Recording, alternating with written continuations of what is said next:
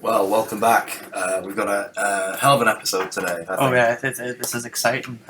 We've had a whole cabinet reshuffle that we have to go over. We've got some the dreaded American election. Oh yeah, drama. we are going to talk about New Hampshire, the Democratic primaries, and we're recording not from Rebecca Long Bailey's constituency this time, but from sunny Knowsley. Sunny Knowsley. On the outskirts of Liverpool. It's a wonderful day today. It's We've got beautiful, the lovely weather. Overcast weather. Oh. It's going to be fantastic. We're going to have a great time. Let's get into it. Okay, so it's a day after the cabinet reshuffle. Yeah. We've seen a fair few new faces promoted. We've seen a fair few old faces surprisingly go. Yeah, we've got the big story, I would say, if we want to get into it, is the Chancellor of the Exchequer. That's a massive story. I mean, for any government, when you either sack or lose a Chancellor of the Exchequer, it's quite big. It's big news. Theresa May never replaced her Chancellor of the Exchequer. I mean, let's go further back. I mean, famously, all the arguments between Gordon Brown and Tony Blair, but Tony never dared to pull the trigger. I can't think of when we actually had the last time that an incumbent Prime Minister changed his Chancellor, actually. It would have been under John Major in 1993, 94. I suppose you're right, yeah. I mean, think in terms of party politics, certainly recently, the Chancellor has been sort of usually quite loyal to the Prime Minister, at least on the outside. You know, when you want to get into coups and stuff, that's different. But, I mean, you look at Gordon Brown and Tony Blair, obviously had their issues, but, you know, they stuck together, you know, as a ministerial team. You've got George Osborne and David Cameron. Best mates. Absolutely best mates. Absolute lad hours.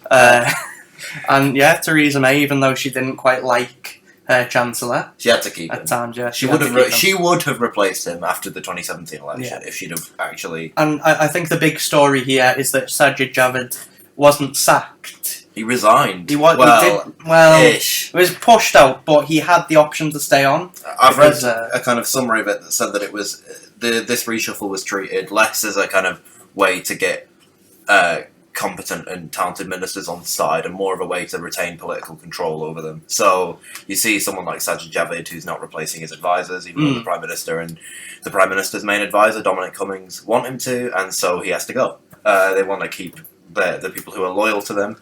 Quieter ministers have been rewarded, definitely, I would say. The less outspoken ones. You have a look at the sort of other appointments.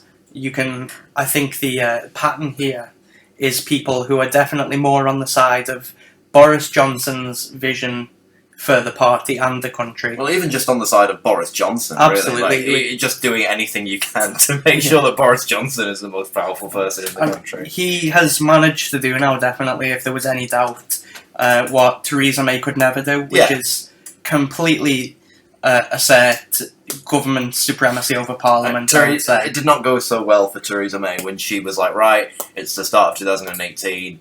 You know, I've had this minority government for about 6 months. I need to assert my authority, and that's when she accidentally ended up promoting like Jeremy Hunt. So well, yeah, we were discussing this last night. That this has been, you know, depending on which media sources you want to look at. This is either a fantastic day for Boris Johnson, or it's descended into chaos, as I think one press outlet put it at the time. I would personally come down on the side of that it being a fantastic day for Boris Johnson. Yeah, exactly. To be honest, I think he's done quite well out of this. But yeah, by any metric, it's more successful than when Theresa May tried to sack who was it, Jeremy Hunt, and ended up giving him a promotion. But I mean, to be fair, it does not take that much to be more successful than Theresa May. So, well, you know, Boris Johnson doesn't get great intellectual points for managing to do something that Theresa May couldn't do. He's done a few things that Theresa May couldn't do. A lot of us have. Yeah. I've done things that Theresa May wouldn't be able to do. Like what? Well, I'm put you on the spot now. On the spot, I can't think of anything. I mean, I've managed to moving on.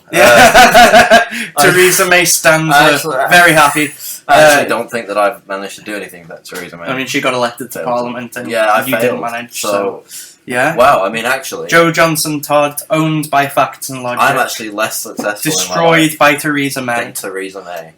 That's quite a downer, really. That's quite upsetting. We've got to move on from that now. If we take another look at Suella Braverman, the new Attorney General. Oh no. which sort of this is interesting to me.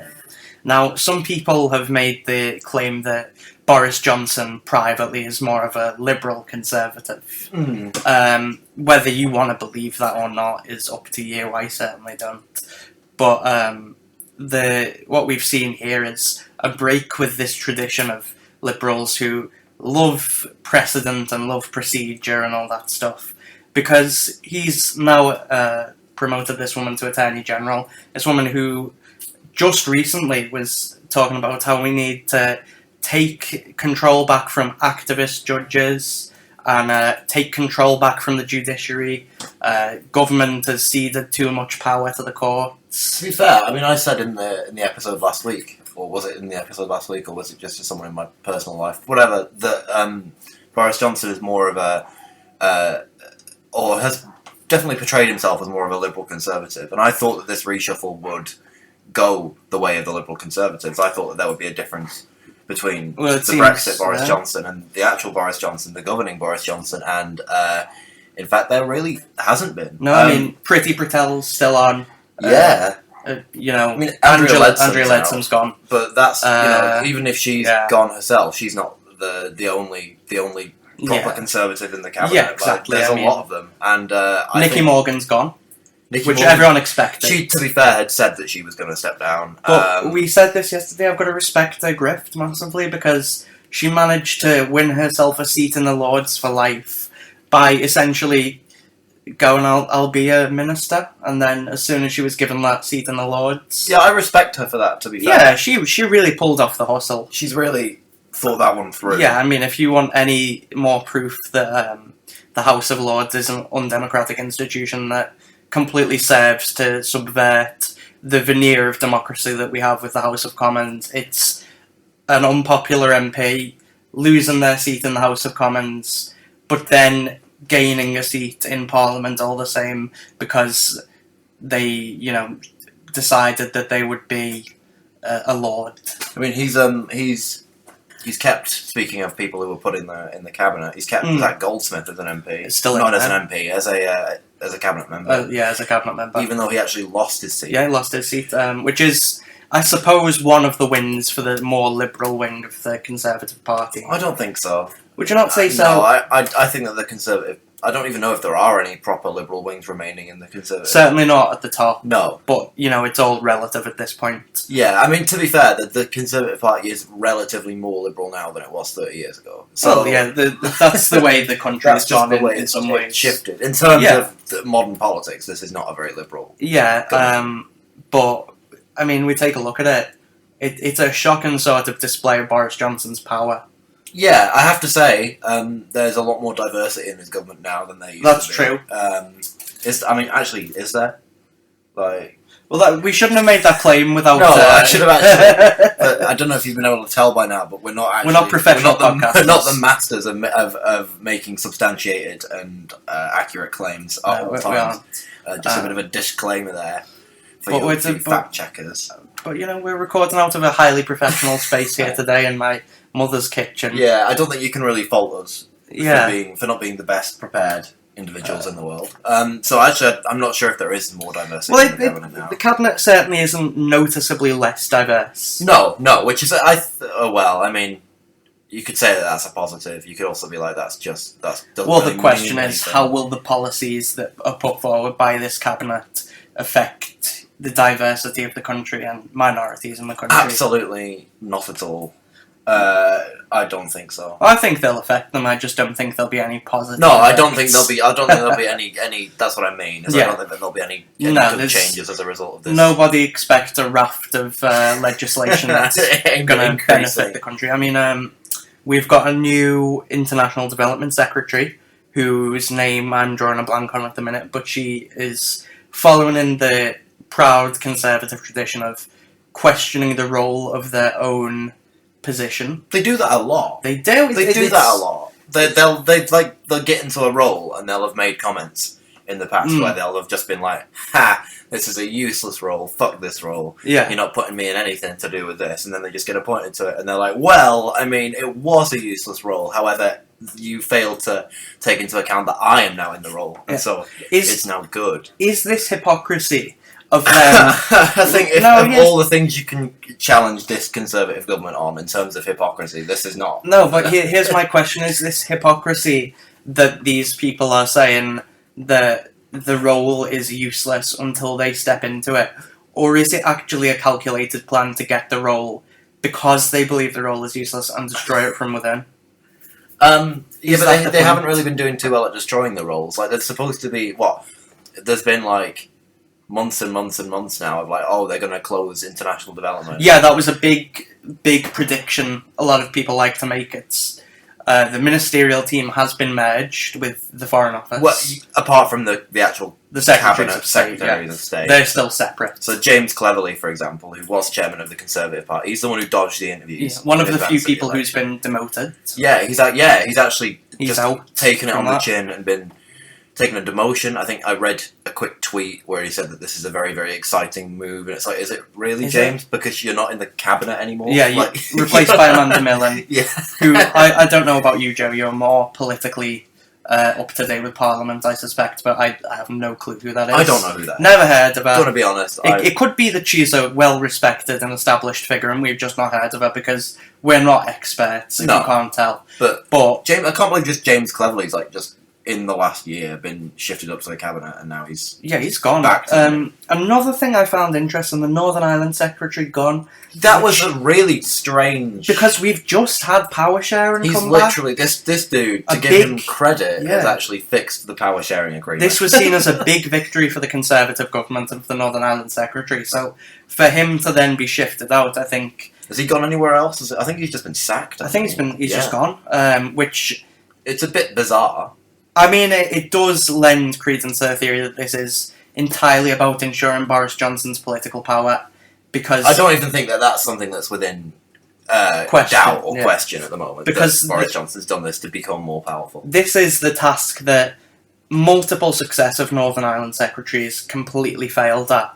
So it is strange that one finally gets it right and is immediately Literally sacked. restores a government to Northern Ireland, while also let's not forget actually bringing in or being responsible partially for bringing in same-sex marriage That's and a big abortion one. rights. That's to a big Northern one, Ireland. although that was largely done by the Parliament. opposition. Yes, but I don't think that there were many Conservatives who were outright opposed to it, and I don't think that the government didn't make any concerted efforts to try and reopen the Assembly before that happened. Yeah, they could have put up more of a Fight against So, it, but you they know- weren't particularly pressing hard for it. But he's actually managed to restore now the Northern Ireland Assembly while also bringing in the liberalising changes that a majority of Northern Ireland supports That's true. and a majority of the United Kingdom as a whole supports. Yeah, I'd say so, and it's certainly not something the DUP has been pleased about. No, but Same-sex marriage and when abortion are they rights. ever pleased? Well, probably every time a gay person commits suicide. Yes, but they're not even like a massive respected political force anymore. They're not giving their supply to the Conservative government. There's no need for the Conservative government to No, to there's please not. them. All the Conservative government needs to do is actually the only reason why people, or not the only reason, but the main reason why people in Northern Ireland vote DUP is that they are the best force for unionism. In the same way that Scots vote SNP Yeah, to exactly. be the main force for independence, and the reason why Sinn Féin are powerful in Northern Ireland is because people vote for them to get national And through. let's just quick shout out to Sinn Féin in the Republic of Ireland. Fantastic job. They in Northern Ireland, there's no reason why the Conservative government have to please what the DUP's social Absolutely, demands they- are. Like exactly. the majority of unionists, I'm not sure about the majority of unionists, but the majority of Northern Ireland supports Yeah. liberalised same-sex And marriage. Theresa May was beholden to the DUP in a way that Boris Johnson just isn't now. Yeah, he's never really been beholden to the DUP though. Really. No, not Like, really. His majority fell apart before he could even Exactly, have to- because he was basically after it became clear that Parliament just wasn't going to back him. It was all gambling on winning a majority. Yeah, he didn't make any pretenses that he had to be friendly to the DUP No. at that point. And he succeeded. His strategy, I mean, has worked out very well for him now. The opposition within his own party. Yeah, I is think if gone. I was Boris Johnson right now, I'd be pretty pleased with my position. Yeah, but when isn't he pleased with himself? Yeah, but I wouldn't even see anything to really worry about at the moment. Yeah, Not he's until, going to coast along not until the until recession. Labour have elected their leader as well. Like he's Yeah, literally that's- got no opposition leader. Well, not literally, but No opposition within the party and no opposition without the party. Yeah, but even the leader of the Labour Party is still Jeremy Corbyn. Mm. What's he really going to be pressed on by Jeremy Corbyn? That's a good at this question. point? Jeremy Corbyn is not going to score any blows. So does this take us back to a conversation we had last week, which was about, is Boris Johnson going to be more of a presidential kind of leader? Yeah, and I think that the way he's put this cabinet together shows that he will be a more presidential leader. It's all people who's... This is a bit more like a US cabinet. I think so.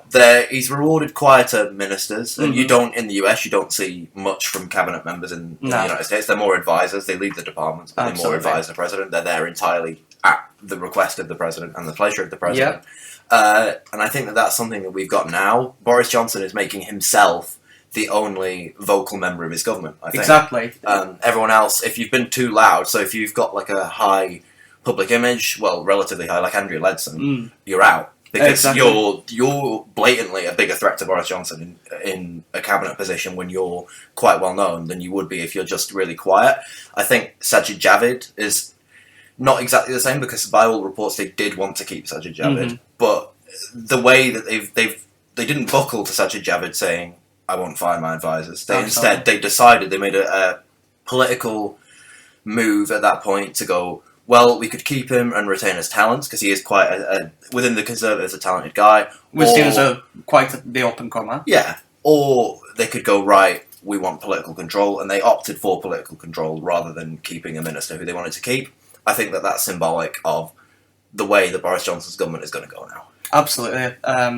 And if we want to take another look at the signs that Boris Johnson is trying to be a little bit more attention-grabby and presidential, which is no real surprise to anyone. I think if you were sat there expecting this cabinet reshuffle to resolve itself in favour of, open cooperation and all the wings of the Tories represented with a seat on the table and a lot of power, you were frankly not living in the real world. But yeah, if we take a quick look at his latest plan, something that's been in the works for a while. Is it the bridge? It's the bridge! It's the bridge! Number 10 has confirmed that they are moving ahead with plans to construct a bridge between Northern Ireland and Scotland. Did they confirm it to that extent, or did they just say... Well, they said they're still looking at it. They're looking at it. But even saying we're looking at it is a ridiculous... yeah, absolutely. This is not an idea that anyone should think is possible, anyone should think is a good idea, but it's flashy, it's eye-catching. It's very, very... But it is literally... It's something physical. It's a big bridge. You can see it. You could go... It's almost the antithesis of Donald Trump's wall. Yeah, you could go to the... That's a good point. That's a good comparison. What was it Jeremy Corbyn said? Build bridges, not walls. I mean... At Glastonbury. And it seems Boris Johnson has listened to Jeremy's advice, so what I'm saying is, here's how Corbyn can still win. But I mean, it's something you can see. It's something that's really flashy. It's a massive bridge. Yeah, There's no getting away from this massive bridge. But I mean, our own opinion on it is when you've got tensions not really coming to a head in Northern Ireland, but certainly building up in Northern Ireland. Yeah, sectarian violence. I mean, there's the real. Are they called the real IRA? Yeah, the new kind of. Or not new, but the up and coming. Let's tread carefully, because as English people, there is very little we understand. I don't care. I'm just going to say it, to be honest. Like this, I'm not trying to be completely accurate. Well, what I would say though is that definitely, as Brexit continues, we've got to keep an eye on Northern Ireland, because the situation over there could come to a head. It definitely could. And then you've got this big flashy bridge that is a symbol of unionism. But there was a report I remember watching in, I think, either July or August or something like that. And it was these people in a housing estate in Northern Ireland. They built a Republican bonfire, put all this stuff together, and they started shoving the police, getting into violent confrontation with the police, and the police decided that the best way to tackle this was to call Jerry Kelly, who's a prominent Republican. He was one of the main Mays prison escapee, or he was one of the main... Not one of the main, one of the Mays prison escapees in the 80s. Got there in the end. He's now a prominent Republican Sinn Féin politician in Northern Ireland. He was once arrested for grabbing a police car as it was driving, and they got him along, and he was saying, come on, calm it down, and they were saying no. And to see a Republican force in Northern Ireland say no to a Sinn Féin politician is quite something. It's an interesting symbol of where we they're might more be radical headed. than Sinn Féin, because the point of the real IRA is that they reject the Good Friday Agreement. Exactly. So, if they start building up, as Brexit goes on, we've had certainly a few years ago we had criticism of the Good Friday Agreement when it seemed like it was a large obstacle to getting Brexit done.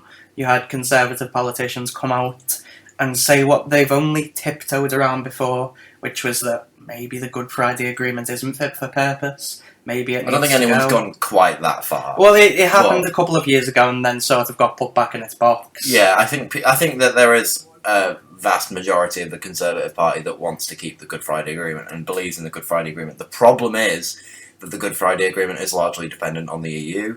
Absolutely. Sure, at the moment, things aren't very likely to kick off because we've got this transition agreement. We are, for all intents and purposes, we're still within the EU institutions. We don't have a official. We've had our clean break Brexit just yet. No, but we're in the customs union, the single market. We still got travel, visa-free travel. While that's still going on, I don't think that there's going to be any. But it's not something we can put off massively. No, because it's at the end of the year. We have to make a decision of whether we want to keep. Doesn't this just feel like Groundhog Day? Because, like last year, we were saying, okay, it's going to come in March. We're leaving the EU. Yeah, we're leaving the EU. Then it was pushed back to Halloween, and now we've left the EU, but we haven't left the EU. I mean, which obviously everyone knew was going to happen, but I'm just sick of it, man. I like if leaving the EU does cause the apocalypse, just bring it on because I want something exciting and flashy. This has gotten so dreadfully boring. To bring it back to this bridge and why we're talking about the IRA. I mean, we've spoken about this, but our take on this bridge is that it is literally the equivalent of building a massive skyscraper in Derry and calling it Union Tower. Exactly. And saying that it's there to foster union. Like, you're literally building a massive terrorist target. Sure, it will be protected against terrorist threats, but you're quite literally giving them something in the middle of the ocean. Like that's going to inflame tensions, at least. And you're saying, this is promoting unionism. Absolutely. And also, please don't bomb it. I mean, there's no practical need for it. We've got ferries. You should just increase the existing ferry. There's ferries, there's airplanes. I mean, the estimations have been made that the shortest point they can between the two countries, Scotland and Northern Ireland, is going to be hours away from any motorway, any major transport links. In fairness, though, that is part of the point. Is that the west coast of Scotland? I mean, we spoke about this again yesterday. You said you've never been to the west coast of Scotland. No, I've not. Transport links there are not very great. They're not in great quality. There's not a lot of them, and it's quite a hard to reach remote part of the United Kingdom, which you wouldn't think. You'd think like the Highlands would be worse than that, but it is actually harder, I think, to reach than the Highlands. Yeah. The point of building this bridge there is so that you have to build the infrastructure to get to it, and it's so that you have to increase investment into Scotland as well. So it fosters unionism, or will apparently foster unionism in Scotland as well as Northern Ireland. Well, that's an interesting strategy because we've seen now 10 years of Conservative government without any real success in infrastructure, without any real success in investment. The Northern Powerhouse was a joke. HS2 still controversial, still. But they're not promising austerity anymore. They're not saying that we're going to do this within the context of austerity. They're saying, well, they're not. I don't know if they've said it outright, but they've definitely moved past austerity, I think. Yeah, they've moved past... Because it was not very popular. It wasn't, in 2015, they won an election because people thought that the Labour leader ate bacon sandwiches a bit weirdly. Yeah. And in 2017, they won the election against a guy who was still very, very unpopular. Yeah. Even though he did better than expected. And even then, they couldn't win a majority running on an austerity, no magic money tree platform. So they have to distance themselves from austerity now. They have to become a bit more of a consensus government. So I think economically, at least, this government is more to the centre than the May government was and the Cameron government was. Socially...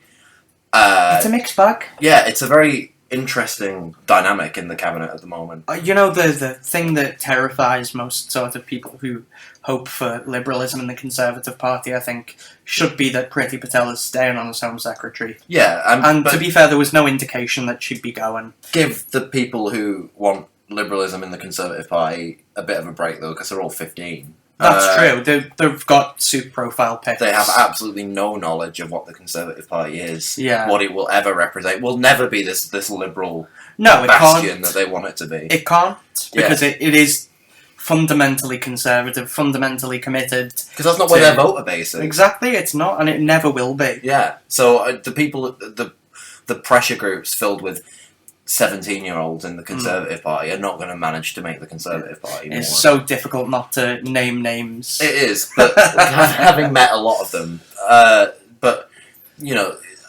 even then you get a weird mix in young Tories where they're all either, like, really edgy social conservatives or they're all liberals who want a more economically liberal and more socially liberal system. Does that speak to the failure of the Liberal Democrats, though? I don't think so, to be honest. I don't think you should be snapping up that ground. Nah, we've never been the economically right-wing party that the Tories are. Even if you... No, but you did have a hand in an economically right-wing government. Yeah, but even if we've been centre-right in the past, these people want, like, usually liberal, libertarian that's economics, true. and that's not what that to be fair, that's not what the Lib Dems are. Stand for, mostly because they don't stand for anything. I mean, well, we'll except move losing elections, but I'm a Labour supporter. What the Labour Party has stood for in the last 20 years has been very differing, hasn't it? But I think, do we even have that much to talk about now with the Conservative reshuffle? There's other things we can mention, I suppose. We've discussed Nicky Morgan. We've discussed Nicky Morgan, yeah. I'm just going to give a shout out to my good friend Libby, who had asked me to mention on the podcast they're quite upset about the reshuffle. But silver lining, their MP has now lost their role as a minister, so maybe they can start visiting the constituency for once. I don't think... I think you're asking a lot there, Libby. Yeah. I've never met you, but you're asking a lot. Big shout out. So New Hampshire? New Hampshire. Let's take a look. Let's go. We ended the last episode saying that Bernie won. And he's won again. My God, he's going to make us look very unoriginal because he's done it again. He's won again. Bernie Sanders, the best Democratic candidate for president. Absolutely, without even being a Democrat. The best. Well, he is now. But well, yeah. Standing as a Democrat. But I mean, no, he's registered as one. Because you have to compete in the primaries. But if he loses the election, he'll go back to being an independent. Yeah. Bernie Sanders has won New Hampshire. He is now, I think, unquestionably the frontrunner. He has been for a long time. But but he's now accepted by the media as the frontrunner. Still got Pete Buttigieg. I promised myself I wouldn't pronounce his name correctly, because I have no respect for the man. We've still got Warren still in the race. Warren's still hanging in there. Klobuchar did all right. In terms of the race, it's interesting because we've only had, of the people with any sort of nationwide profile, and that's even stretching it, Yang is the only one who dropped out. I wouldn't even say, Yang's even... There was a bit of sound and fury amongst sort of 15-year-olds online. Yeah, 15-year-old British people. Yeah. We're not very happy that Andrew Yang dropped out. What was he on, 3% nationally? 3%, something like that. And that was about what he got in sort of first. Fair enough for him to dropping out. I think a lot of his supporters will go to Bernie Sanders. Yeah, I expect so. We discussed this. You think that some of them will be going to Trump? I think some of them will go to Trump. I think that a lot of them are fed up with the establishment. I think even if Bernie Sanders wins... I think if Bernie Sanders wins the nomination, most of them will go Democrat. But I think that there's a lot of them who really genuinely were in it for UBI or in it for policies like that, and they don't... Because I don't think that the Democratic nominee is going to endorse UBI. I don't think that Bernie Sanders is going to win the nomination and go on to proclaim that his economic staple is UBI. But the woman who is truly a mystery wrapped in an enigma, wrapped in a riddle, to butcher the phrase, Tulsi Gabbard. Tulsi Gabbard. I'm not sure if she has endorsed UBI. I read somewhere that she has. There's mixed messages on it, but yeah, by all sort of... My prediction was that she'd be out after New Hampshire. She put all her resources into New Hampshire. She put all her effort into New Hampshire. And she even moved to New Hampshire. So it seemed, she did, didn't she? Yeah, it seemed like she was banking on it.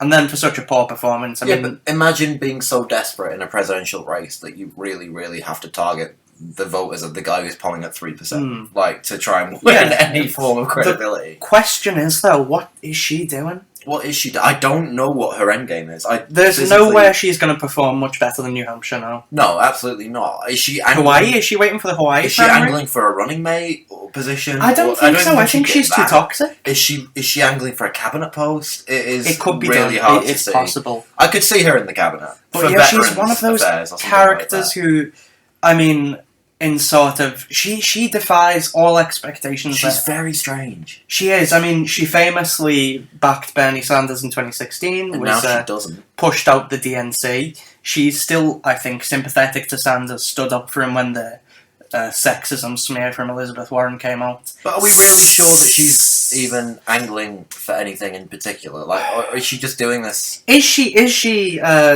To bring it back to a cultural reference that white boys like us will appreciate.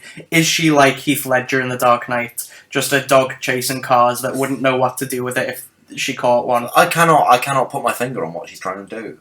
There's nothing. She's broken our brains. She's actually fried my brains. And this is, after the Iowa caucus, we managed to comprehend that, but Tulsi Gabbard, just as a person, as a concept, as a cosmic entity, we just don't know what she's doing. She is the Cthulhu candidate, because you look at her and your brain sort of melts and you don't understand anything. And I think to understand Tulsi Gabbard is to know true fear. Please, if you do understand Tulsi Gabbard, don't get in contact with us. I don't want to know who you are. If you've got your theories on Tulsi Gabbard, send them somewhere. Don't send them. We don't even have a Facebook or Twitter page. We're very professional put together. Definitely put them down somewhere.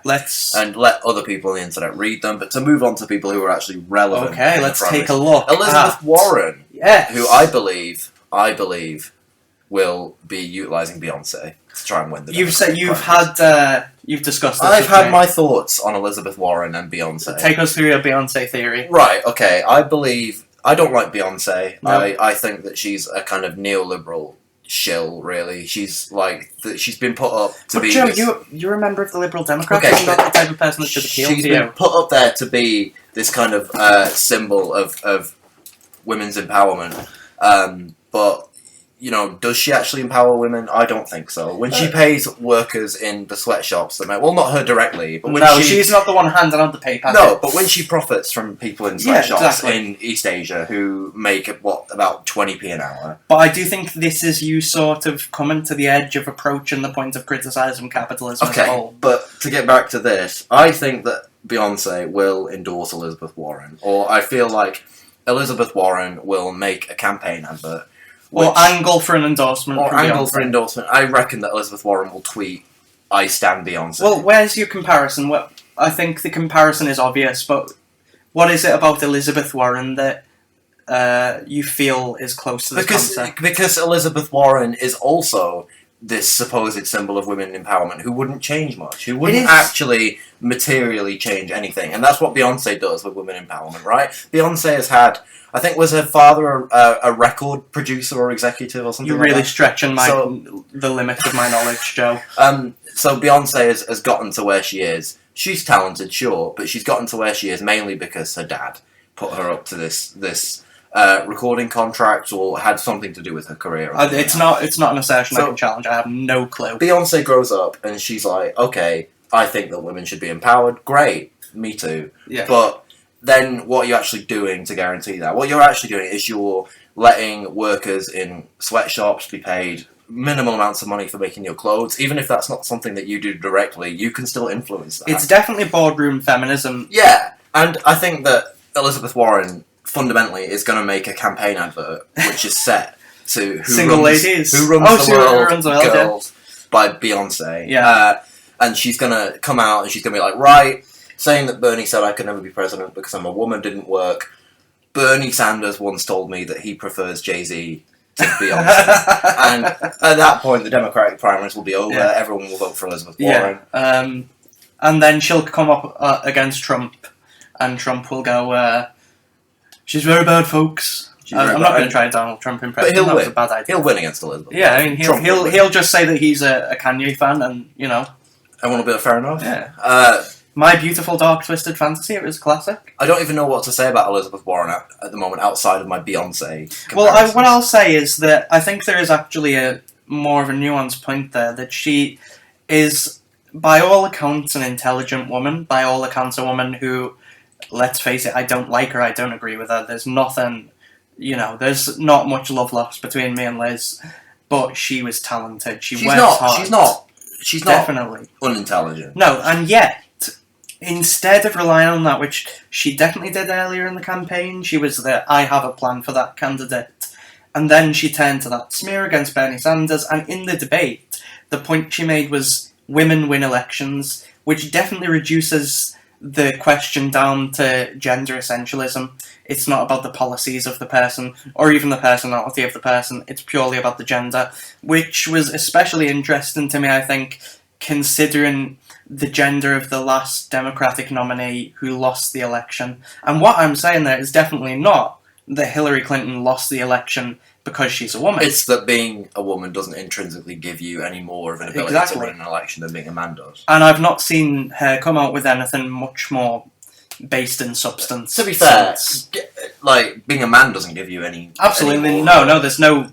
What we have to do is recognise that this is about policy, it's about your ability to organise. It's about how well you can... More than anything, this election is about how good you are at challenging Donald Trump and turning Trump's actions and words back at him. And I think that is something that only Bernie Sanders can do. I agree, definitely. Out of this field. Bernie Sanders is very good at making a populist economic case, but he makes a very different populist economic case to Donald Trump. He uses the same... Well, not the same tactics. Well, I'd say they're rooted in the same problem, but the solution is radically different. Yeah, so Trump's solution to, say, healthcare or something like that is to, give everyone their own individual responsibility for healthcare, is to try and strip back healthcare protections to the point where, you're an American, you're free to do whatever you want to get healthcare.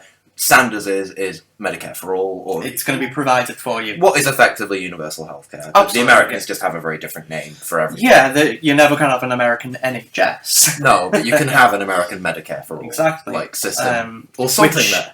And it speaks to Bernie's success that now every candidate has to approach the rhetoric of Medicare for all. Yeah, even if they don't agree with it, they still have to deal with it as an idea. Exactly. It's so we've got Pete Buttigieg's Medicare for all who want it.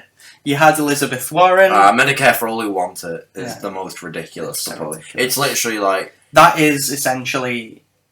What is it? It doesn't mean anything. It doesn't mean anything. Everyone wants it. Exactly. What actually... Who's going to go, I could have free healthcare, or I could die of cancer? What that actually is Medicare for all who want it. It's needless, pointless triangulating to try and obfuscate the fact that he doesn't have progressive ideas. You could already, presumably, have a private insurance plan under Bernie Sanders. He's not going to abolish the private insurance industry. Well, there's been questions about his plans for the private insurance industry. I don't think he is going to be able to destroy the private I don't think that he's going to go in there and destroy the private insurance industry.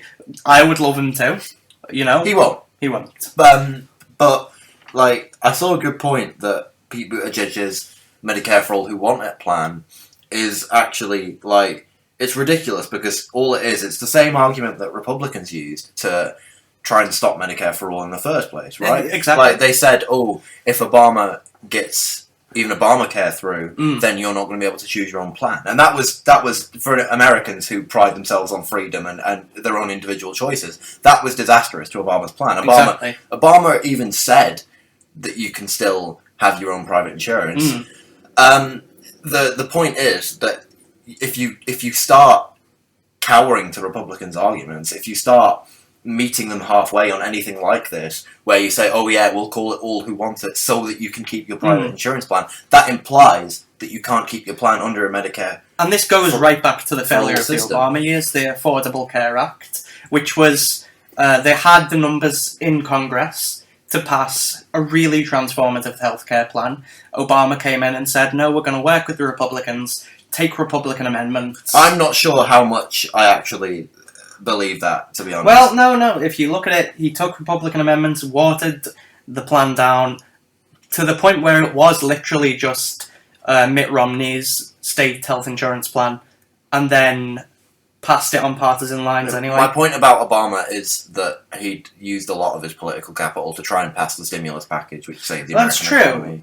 But if he had had the guts to force his own party, because yes, there are a few wavering congressmen, if he'd had the guts to really put pressure on them, they would have buckled. I don't personally know, but to get back to this election, even under Buttigieg's Medicare for All Who Want It plan, if people stick with their private insurance plans that they get through their jobs, then what's to stop their employers, as they currently do, withholding healthcare benefits during strikes or anything like that? In fact, this is a classic sort of way that the bourgeoisie, especially in America, but across basically everywhere where capitalism operates, really, pits workers' own interests against each other, because famously Bernie Sanders, again, fought for Amazon workers to get a raise, secured a raise for a lot of them. What did Amazon do? Well, yeah, they gave them that raise, but they cut benefits for the workers. Yes, exactly. And this is what they'll do. And in fact,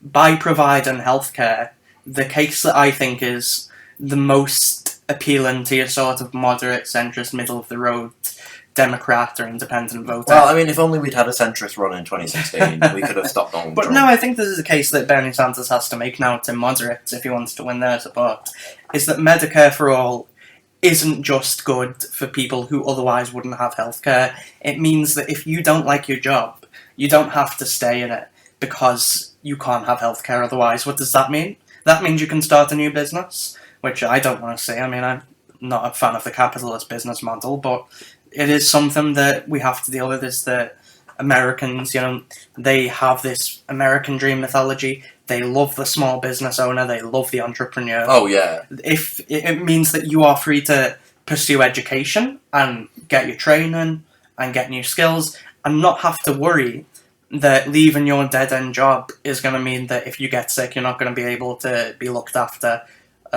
in a hospital because you've got Medicare for All. So in fact, when Americans, talk about freedom and liberty, which is certainly part of their national mythology and character, even if it's quite blatantly a farce, there's a very real case to be made that Medicare for All is one of the policies that could most extend freedom and liberty to American people. Yeah, but they don't see it that way, and that's the problem. But actually, to be fair, they do. It's just that the majority of Americans do.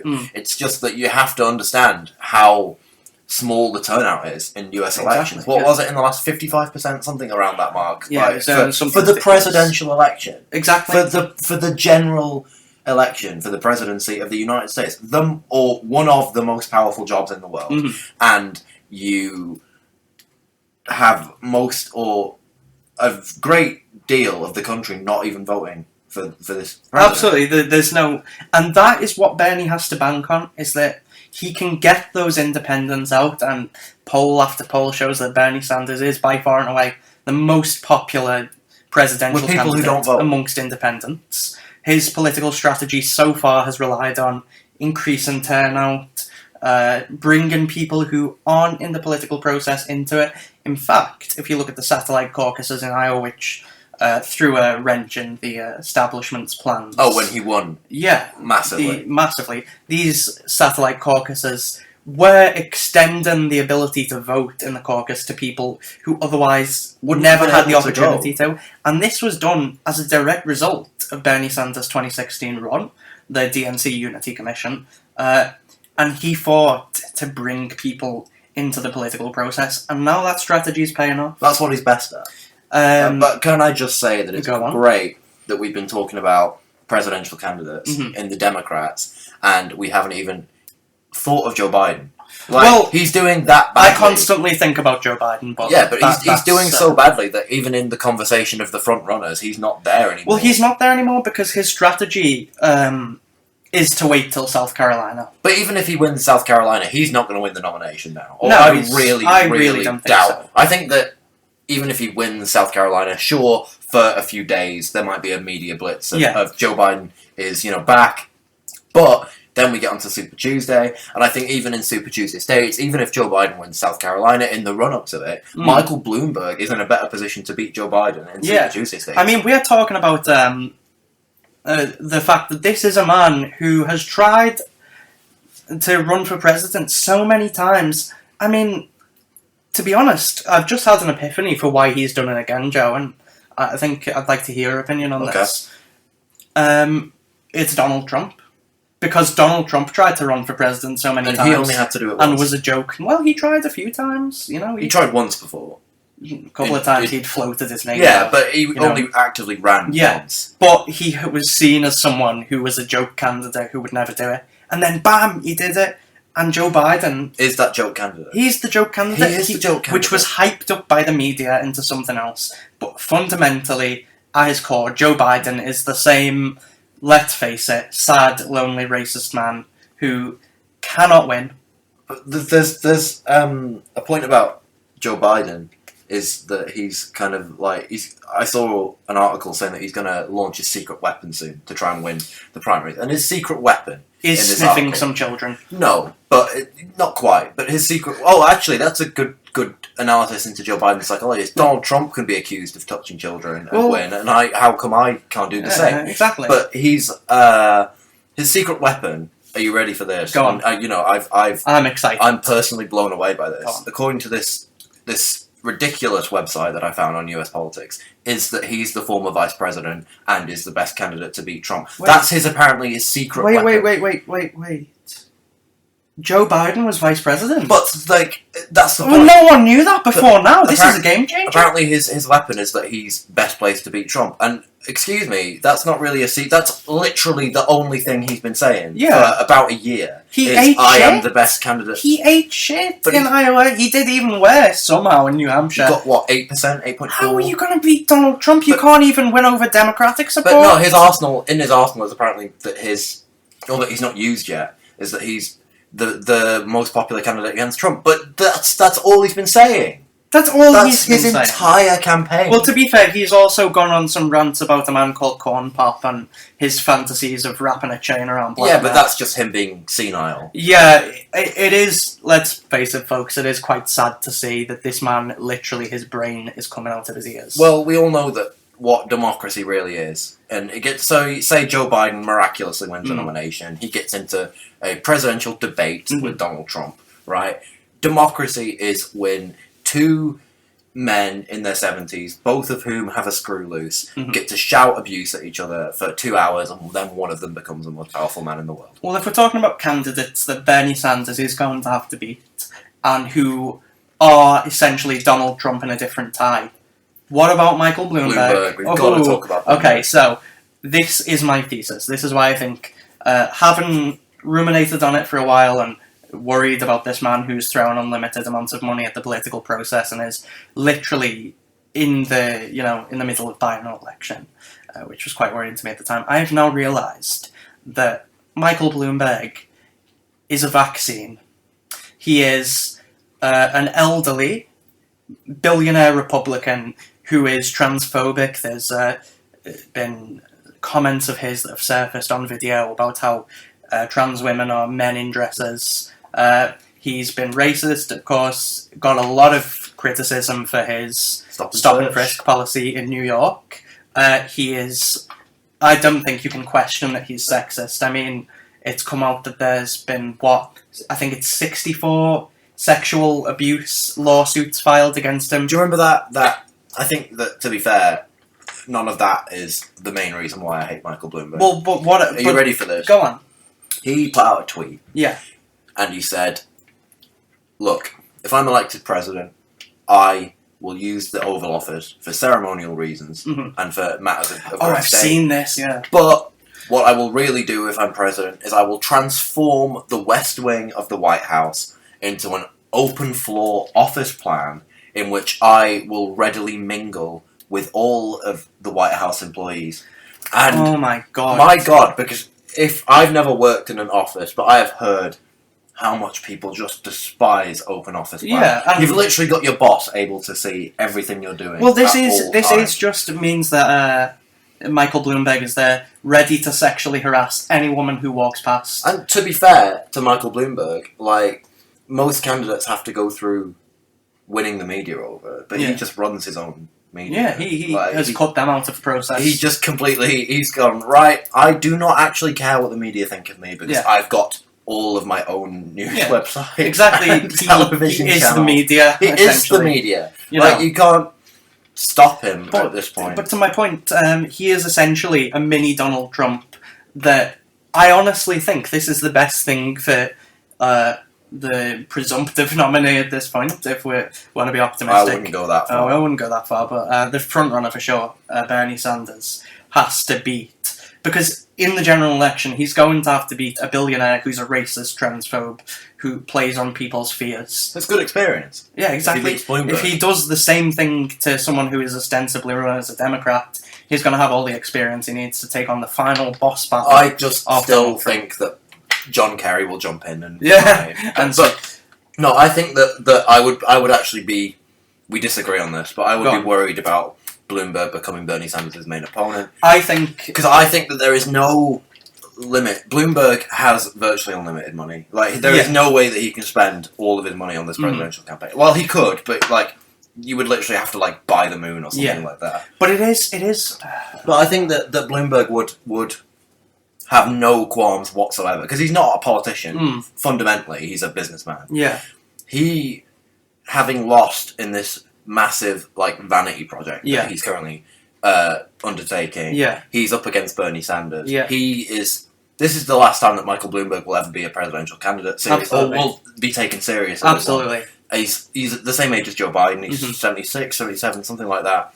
Like, this is his shot at being the president, and I think that he would, unlike a lot of Democratic politicians who would eventually, I think, even begrudgingly get behind Bernie Sanders as the nominee, or at least not try to take him down massively. Bloomberg, being basically a Republican anyway, would be willing to stop at nothing to spend all of his money at just absolutely ripping into Bernie Sanders. Well, I tell you what, I disagree, and here's why. I've seen, and this is absolutely true, sources have revealed that a few weeks ago, after Donald Trump went on the offensive against Mike Bloomberg because Michael Bloomberg is a manlet and attacked his height, Michael Bloomberg apparently got so upset and offended over this that he ranted in private that he would do absolutely anything to take Donald Trump down. Yeah, but I think including donate to Bernie Sanders. I think his version of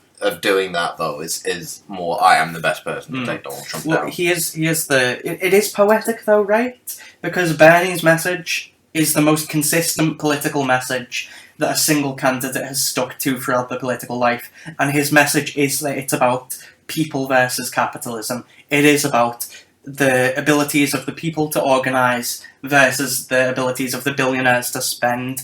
And this is the most pure way to test it. Bernie Sanders indisputably has the strongest campaign organisation.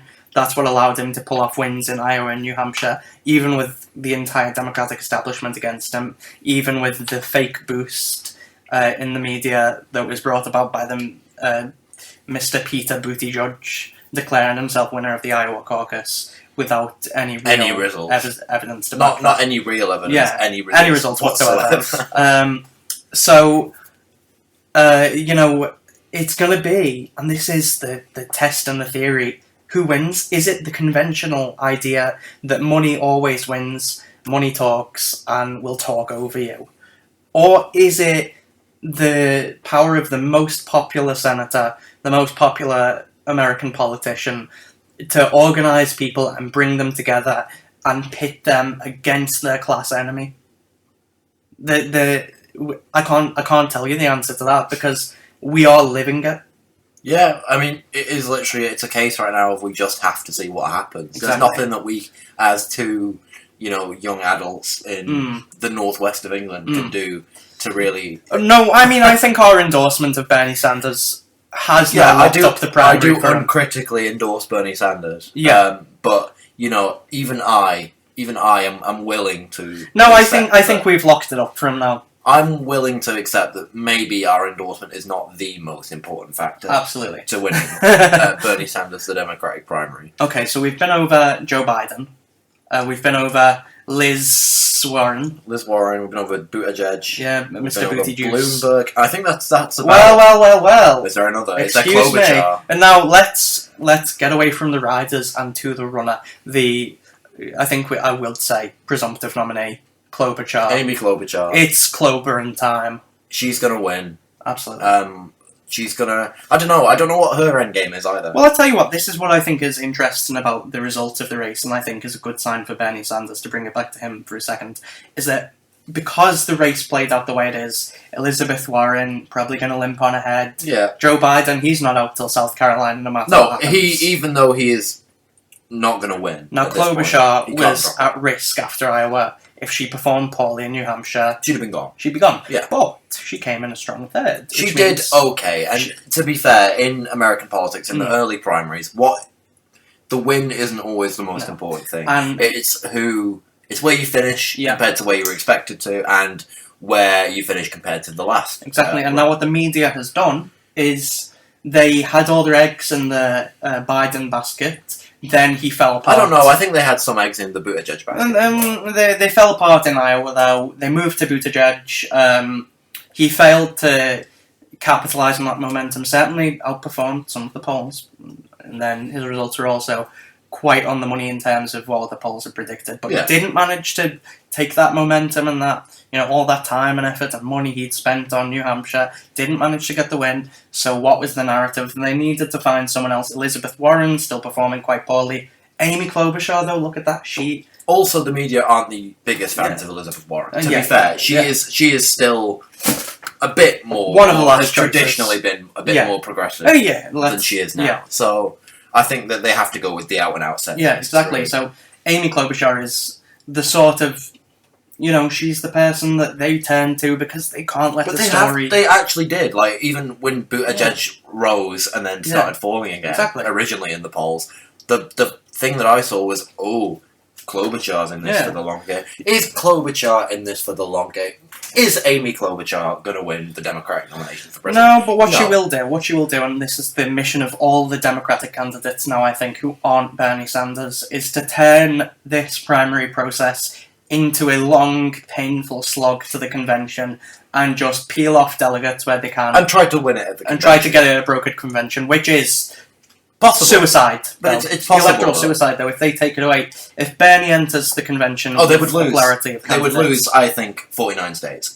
Or 48 states. I don't think it's that bad, because there will always be, clueless liberals. No, I'm exaggerating, but they would definitely lose. Yeah, they will lose that young vote. They will lose anyone who had any commitment to a fair political process. Because, But they'll even lose independent voters outside of the Democrats. Well, Bernie Sanders is the most popular candidate from any party amongst independents. Whether these people go to Trump isn't even important. Exactly. It's whether they just don't vote. Exactly. This will literally just suppress voter turnout. And we've actually seen Donald Trump do his brand of politics, which is tweeting, but it's had its successes. And he's tweeted... He's not doing badly at the moment. No, he's not. Listen, this is, again... the Democratic Party's own sort of ideological self-harm. They can't get away from the temptation to mutilate themselves at every turn, because this impeachment, it was a gunshot in the foot. And now they're repeating it again with the Iowa caucus, made themselves look stupid. Now, Michael Bloomberg... Trump's approval ratings are at their highest that they've ever been at. Exactly, and that's what he needs going into this election. But he doesn't have to win by having really popular approval ratings. Exactly. All he has to do is trash the approval ratings of the Democratic nominee. Yeah, he just needs to make people so depressed that they don't come out. But it's exactly what he did for Hillary Clinton. Exactly. Like, if you look at in 2014, Hillary Clinton had something like 65% approval rating or something like that as a presidential candidate. Yeah. She was massively popular. I wouldn't go that far, because the Republicans had the Republican machine that was against Hillary Clinton since Bill Clinton was in office. At this time, there are actual objective polling measures that show... I'm a Marxist. I don't care about objective polling measures. I care about what I think. But Clinton was the nominee. She was fairly popular in her political career in a couple of years ago, a few years ago. And what did Trump do? He just trashed her approval Exactly. ratings. He doesn't have to raise his own. He just has to bring his down. The mission of any incumbent Republican president isn't to excite people to come out to him. It's to make sure that the supporters of the other guy are so, miserable and depressed that they don't turn out. Exactly. And how do you do that? You do that by subverting the, fake democracy that the Democrats supposedly have. But they're literally gifting it to him. Yeah, they're handing this over. They're actually saying that we couldn't have a party that supported our own nominee. Exactly. So we had to steal it from someone else, give it to someone else who hasn't even been elected by the party at large. And then that person has to go up and actually try and argue on a debate stage that they are the better candidate than the person who, even when he was unpopular in 2016, won the Republican nomination. Let's see, if it's not Bernie, I think, who do you think it's going to be? If it's given to someone else at the brokered convention. A brokered convention? Yeah. Buttigieg. He does seem to be shaping up to be that candidate. Yeah. I don't think Amy Klobuchar has any hope. No, not Klobuchar, not Warren, not Bloomberg, I think. Bloomberg could. I think it could be Bloomberg. It's not going to be Bloomberg. Yeah. It's not going to be Biden. It would be Buttigieg, I think. Yeah, he's sort of... Well, he would be going into the debate on home territory because, as I revealed to you... South Bend, Indiana. As I revealed to you... They're actually having a presidential debate in South Bend, Indiana. Why? Purely for Pete Buttigieg to have a home crowd. Exactly. But that just means that the humiliation will be even worse when he loses the debate, because he will go up there and he will say something to Donald Trump. Oh, the smarty bastard. This is what will happen, right? He will go up to the debate stage and he will say, with the courage of our convictions... I don't know what that accent is. With the courage of our convictions... and the common collective weight of our dreams, we will secure an economy that emancipates freedom. And Donald Trump will literally just say, "Okay, Mayo Pete." And you know what? He'll lose. Pete will lose the election, and to be honest, will deserve to. Pete Buttigieg, I literally saw a video, because I used to be a Buttigieg supporter. Yes, he did, and then I radicalised him away from it. That's not something I'm proud of. It's all me. And I think he literally put out a video at one point that had the caption, something like this: "Winning isn't the most important thing. What we have to think about is what's more important to us than winning." And it's like, you're a presidential candidate. You're standing for president of the United States. What is more important? But the thing is, that is the line that is parroted by people who are sort of policy essentialists. But what fleshed out policies does Pete Buttigieg have? No. What is more important to Pete than winning? Tell me. I don't know what to say. There's dead air there because there isn't an answer to that question. What matters to these people? He has framed himself around winning. Exactly. And now he's actually put out a video saying, actually, that's not the most important. It was like, I think he actually was like something like, what actually matters is the courage of our conviction. Shut up. You are literally never, ever going to be president of the United States of America. God. And thank God for it. Yeah, thank God for that. I would probably vote for Buttigieg over Trump if I had a vote, but that's meaningless because I don't have a vote. Yeah, exactly. I am allowed to say that I hate Pete Buttigieg and that I don't think he'll ever be president. I do not like Mr. Buttigieg. And I don't even have to back that up by, not voting for him. I don't have any responsibility to even remotely pretend to support him. The only thing you have to do, Joe, is sit there and laugh at him, and, we're going to have a lot of fun doing that. Yeah, exactly. I mean, we're going to watch the presidential election live. Yeah. Presumably. Presumably. At that point, this will be the world's biggest podcast. We'll probably do a live show. We'll have sold out theatres across London, across this will literally, it will be streamed to cinemas and stuff worldwide, and people will just sit there and they'll just listen to the podcast. It's Sam and Joe. It's Sam and Joe. Right. I mean, I think that's about it. Yeah, I think we can wrap it up at that point. That's fantastic. We've covered a lot of ground. Yeah. Next week, what are we going to talk about? I've got no idea, to be honest. Oh yeah, you really put me on the spot there. I don't think we'll see what happens. We can always talk about something that isn't even, current affairs. Maybe we'll become, Not a political podcast. We're tech vloggers now. We're tech vloggers. We're Yeah. tech vloggers. So next week we will review the Samsung Galaxy Note 10. And because we're tech vloggers, we're very upset that Andrew Yang is out of the race. Yeah, obviously the Yang Gang is gone. Right. Well, See you next week. See you next week.